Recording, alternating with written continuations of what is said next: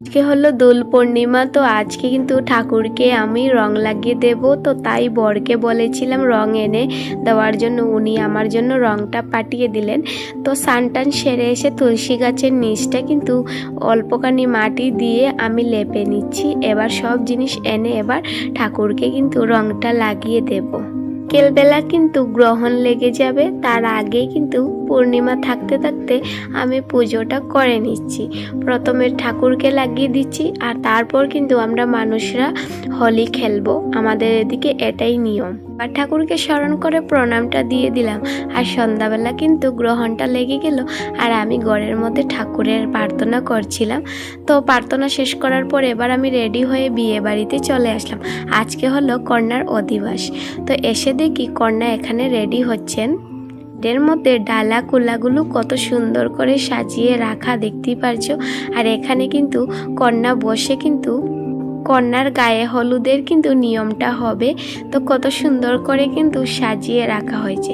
তো এবার মানুষজন চলে আসলেন, এসে কিন্তু দামাল দিতে লেগে পড়লেন। তো আমিও এখানে ওদের সাথে কিন্তু তালে তাল মিলিয়ে দামাল দিয়ে নিচ্ছি। আদিবাসী আসলে আমার খুব বেশি ভালো লাগে, কারণ সবাই একসাথে মিলে খুব বেশি আনন্দ করে। গ্রামের বিয়েতে খুব বেশি আনন্দ হয়, কারণ সবাই গ্রামের মানুষ উপস্থিত থাকে, সবাই একসাথে মিলে নিয়ম নীতিগুলো খুব সুন্দর করে নিতে পারে। এখানে কিন্তু গ্রামের সব ছেলে মেয়েরা একসাথে দামাল দিচ্ছেন। আর শুধুমাত্র যে মেয়েরা দামাল দিতে পারে এরকম নয়, গ্রামের ছেলেরাও কিন্তু খুব সুন্দর করে দামাল দিতে পারেন।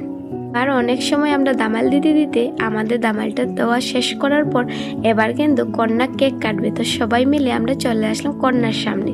তো এখানে দেখতেই পাচ্ছ কত মানুষজন কত আনন্দ করছে। এদিকে কন্যা কেকটা কেটে নিল, এবার সবাইকে অল্প অল্প করে কেকটা খাইয়ে দিচ্ছে।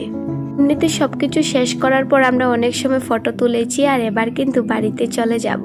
তো প্রায় রাত্রে আমরা একটার সময় বাড়িতে চলে আসলাম। সকালবেলা ঘুম থেকে উঠে রান্নাবাড়া শেষ করে এবার আমরা চলে যাচ্ছি পার্লারে। তো আজকে আমি ট্রেডিং করব, তার জন্য বরের সাথে বেরিয়ে পড়লাম। পার্লারে চলে আসলাম। এবার পার্লারের কাজটা শেষ করে বাড়িতে চলে যাব। বিকেলবেলা বিয়ে বাড়িতে যেতে হবে। তো চলো আজকের জন্য এই পর্যন্ত, সবাই পাশে থাকবেন।